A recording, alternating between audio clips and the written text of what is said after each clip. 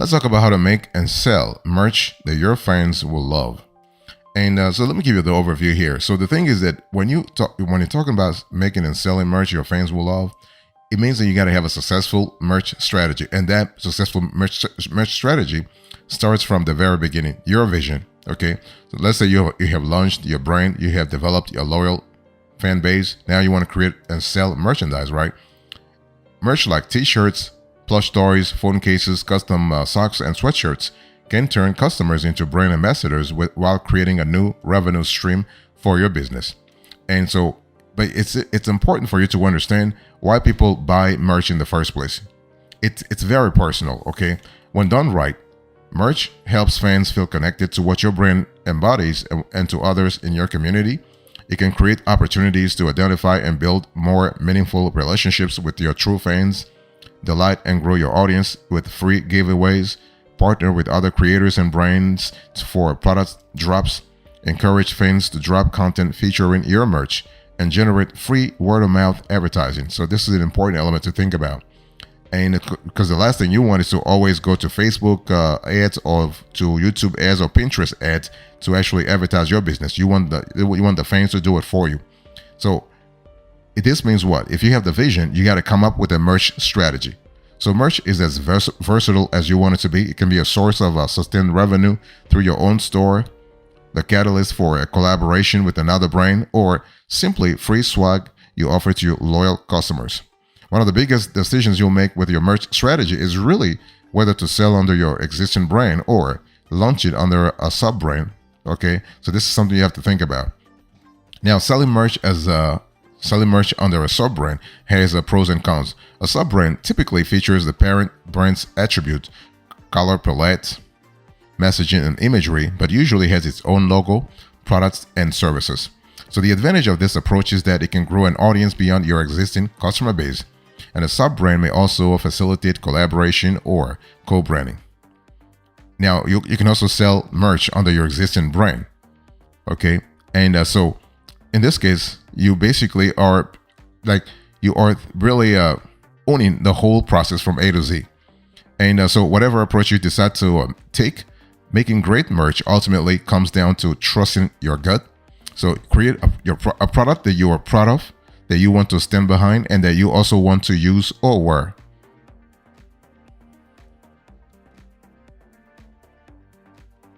Let me talk to you about the process here. So how do you make merch in a couple of steps? Now, creating merch can be as simple as putting your signature logo on a t-shirt or hat. But there is a simple process to produce fresh merch concepts that really resonate with your fans and even new audiences. It's all about connecting the dots with chronology, geography, and demographics. So define your brand identity, brainstorm and validate product ideas with your audience, design and mock up your products, and choose a print-on-demand partner, or just find a manufacturer. So when we talk about defining your brand identity, you have to really understand that you have to think about what's your brand identity and what makes it unique. Okay. And so this will help you narrow down the aesthetic and even the type of merch you might want to make. Use that as a starting price for the merch making process. Then you brainstorm and validate product ideas with your audience. Over the years, you may have established a brand that resonates with your customers. Why not ask them what type of merch they would want to buy? Okay, polling your audience for feedback has the added benefit of making them feel like they are part of the process and the product you eventually create. So this is really good. So, and based on the feedback you actually receive, you can think about what really can resonate with your audience more, if you will. One thing I want to say here is that you got to really ask yourself, as you are trying to poll your audience, you got to ask yourself how powerful, if you will, how powerful you want them to be in the process. Do you want them to be bystanders? Do you want them to be controllers? Do you want them to be anything in between? So we always recommend that the creator or the brand ask their audience what they want, or even let them decide between several options. You can ask through Instagram stories or email or communities, or even texting. So would you prefer a hat, a board game, a t-shirt, or a hoodie, right? So you have to really have that and really see exactly what resonates with your audience. And that's what you want to create, because that's what they're gonna buy anyway. You're not really doing the stuff for you. You're doing you're creating the merch for your audience. Okay, and they must resonate with the merch for them to buy it and for you to be successful. The next thing you want to do is you want to design and mock up your products. So while most merch companies offer design services, you want to try to own as much of the design process as possible. You're probably better off sourcing your own designs, because you will understand your brand far better than someone who's just learning about your brand for the first time. So you can hire a merch designer on Upwork or tap your network for a designer, but keep the following tips in mind. You want to provide context. You want to clearly explain what you want, and you want to create a mood board. A mood board, it really has the added advantage of instilling an extra layer of clarity into your branding process, into your branding creative process. So you want to the mood board actually curates inspiration, examples, and references to help the designer know where to start. In terms of context, you need to contextualize the whole conversation. So tell the designer what kinds of merch you have selected and who your audience is, and share your brand guidelines with them. Okay, the brand guidelines that you have. And you had to clearly explain what you want. So don't worry about over communicating, because you want to over communicate what you're looking for. And be sure to provide concrete feedback during design reviews. You should get at least 1 or 2 review cycles. And many print-on-demand companies have mock-up generators you can use to create your products. And mock-up, a design tool, Placeit, for instance, allows you to create lifestyle mock-ups of your design. You can then share with your audience for feedback. So just like asking your audience for product ideas, you can also get design feedback the same way. It's all about establishing that collaboration. So you have the give and take, okay? And so your audience will feel involved, and you'll be sure you're going in the right direction. And this is kind of cool. And then you can choose a print-on-demand partner, or just find a manufacturer. So once you have received feedback on your product mockups, you can start thinking about how to make merch. There are 2 popular options: print-on-demand, so you can automate production, shipping, and fulfillment with a print-on-demand partner, or manufacturer from scratch. You can find a manufacturer, if you will, for the specific product you want to make, get it produced, and hold your own inventory to sell, or work with a third party for shipping and fulfillment. So this is kind of important.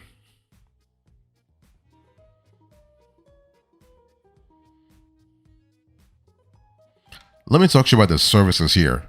Let's really dive into each approach: print on demand or manufacturer. So that's the services for making merch. So print on demand is actually a low cost, low risk, and easy to set up and manage process. However, your products and customization options are kind of limited depending on the service you choose. So manufacturing from scratch, you will have more options and flexibility to create the exact product you envision. They'll be more expensive to produce. So you got to really try to strike the right balance between logistical ability and budgetary restraints. So let's talk about using a print-on-demand service. Most print-on-demand services are free to start, so you only pay for the products when a customer orders. So each one contains its own catalog of products, but you can generally find basic apparel items and accessories, including t-shirts, hoodies, sweatpants, and phone cases. Always order samples for quality assurance before you start selling, because the last thing you want is to actually attach your reputation to a crappy product. Okay, colors might look one way on your computer screen, but show up differently in person. So you can reach out to your print-on-demand services customer support if you are ever unsure. Things can go wrong from designing to printing. Like you can have something mismatched, for instance. So yeah, you never know.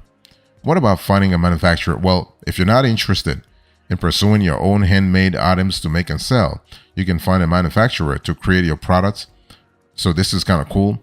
And so compared to a print-on-demand, you can think further outside the box as to how you want to design your products. You can make uniquely designed hoodies or even your own board game. And this is kind of cool. And so there are a few things to keep in mind before signing a contract for merch: ownership of intellectual property, compensation structure, commitment, and hidden costs. Those must be ironed out really, really well before you start anything. Because again, the last thing you do not want to be surprised. For example, when we talk about the ownership of intellectual property, who owns your brand's IP, the designs on the clothing, and anything new that gets created as a part of this partnership? You want to make sure that you retain the rights in case you part ways with the partner. Also, the compensation structure. Is it a fixed cost or is it variable based on profit revenue share? Revenue share models are the most common when working with merchandising companies and can be anywhere from 15% to 50%, so 15 to 50 of your revenue. So this is an important element to keep in mind also. Let's talk about selling. So how do you sell merch? Now, marketing merch is a little different than marketing a traditional product. You are selling to existing fans first and new customers second. So that also means you have a guaranteed audience of potential customers. And so you can try a few things to actually, a few strategies to sell your merch. Like word of mouth is one of them. You can integrate your product into your content. That's really good also. So let me first talk about word of mouth. So word of mouth it's a really, really great, because great merch is its own marketing. If a fan buys your product and wears it often, chances are people will ask them about it. But it has to be a high quality product, because if you're selling merchandise, that's real estate that you now have on your fans who are walking around and promoting your brand. But if you create something low quality, then they are only going to wear it once or twice. So the more someone wears your merch or pulls out your product to show others how amazing it is, the more exposure you get. Make merch worth showing off to generate more word of mouth buzz, and that's what you want anyway, right? And so you want to really be in a situation where you are making sure that your clients are really happy to wear your merch. You can also integrate your products into your content. So the content you create is another natural place to plug your merch, whether that means wearing it in your videos, promoting it directly in social media posts, or building it into the creative concept of your next piece of content, such as a contest prize. If you build your merch store on Shopify, for instance, you can sell your products more easily in your content by integrating your store wherever your audience lives. Here are some of the channels you can explore and approaches you can take. So Instagram, for instance, YouTube, TikTok, and also the buy button. So on Instagram, for instance, you can tag your merch in your posts and stories and curate your own Instagram shop on your profile. On YouTube, you can share links to your products in your video description or cards with a call to action at the end of your video itself. On TikTok, you can partner with other TikTok creators to get them to create content with your merch. And buy button is also important. If you have a separate website or a blog outside of your merch store, you can embed your products or collections there as well. So that's really and that can work very well for your brand. So the bottom line here is what? You are able to actually, you can connect your merch to your content, but the way you do it is up to you. It is your audience after all. So you want to really choose a strategy that works for you. You can also use a link in bio tool like LinkPop to create a landing page that connects your social media followers to the products you sell online, as well as other content. That's really where the juice is really at.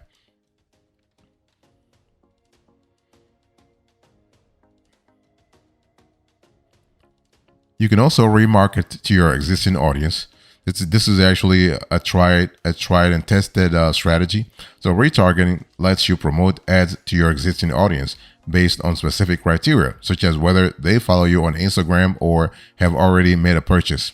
So many ad platforms, Google, Facebook, YouTube, TikTok, Snapchat, Pinterest, and what have you, allow you to run retargeting ads as long as you installed their advertising pixel on your website. So if you have been building your email list, that's definitely a channel you want to use to promote your merch. That's where you are going to have really high engagement and return on investment. Okay, whereas with prospecting, most of the time people are not going to buy merchandise from someone they've never heard of before. So that's where the bulk of your energy from paid media spend should go. You can also run a pre-sale. I mean, pre-sales work like crazy when it comes to making and selling merch your fans will love. So negotiating builds hype for, like, it's important to understand that nothing, not negotiating, nothing builds hype for a new product like a pre-sale campaign. And a pre-sale gives your audience the opportunity to purchase your product before it launches, so they can be the first to get it when it drops. So the advantage here is that you can gauge demand before investing in stock, and even create a sense of scarcity or urgency to encourage fans to buy early. And that's what you want, right? You want to have advanced revenue. That way, you know that you're going in the right path, and you're not making any mistake in terms of revenue. So this is really, really cool. And one thing I want to say here is that you have to really understand what works for you. Now, theory has done this a lot, especially earlier on when you start creating. You want to make sure that you test out everything to make sure that your audience will love what you create in the first place. So make merch that your fans will rave about. So there are many reasons to get into the merch game beyond the additional revenue stream it can create. Merch connects your fans to your brand, gives them a chance to show off their enthusiasm for you, right? And also makes them feel a part of something bigger. It's a business idea where you can apply your creativity in fresh ways beyond the content or products that brought your fans to you in the first place. Again, ask your audience and hold polls about possible designs so you know exactly what's happening not only now, but also down the road. And that's going to help you a big time.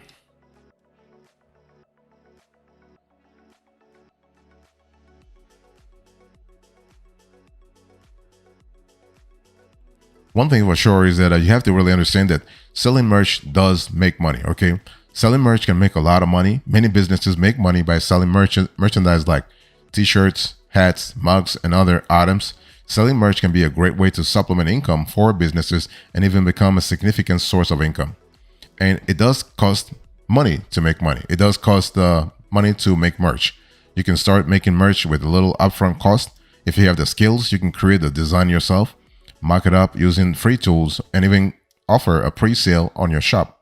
Communicate clearly with shoppers about when the merch will arrive, then place your order to have it created based on the number of items you sell.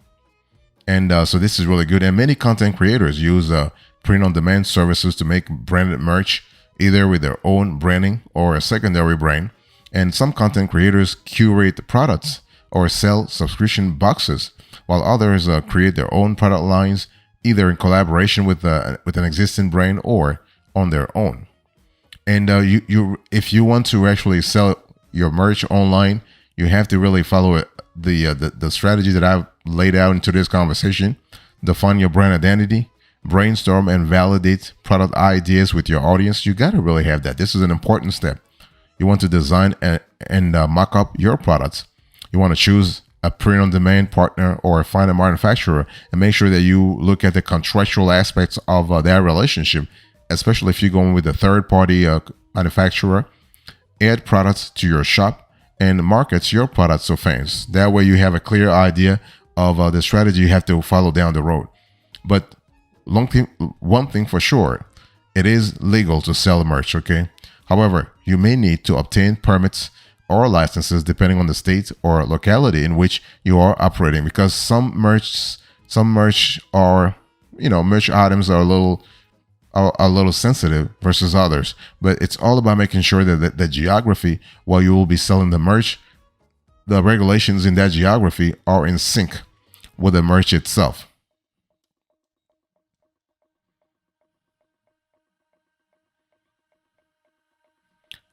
So here are the closing arguments. In today's conversation, I spoke to you about how to make and sell merch your fans will love.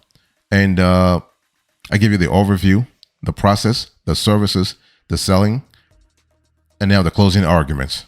Thank you so much. God bless you. I'll see you next time. Until then, remember, stay marvelous.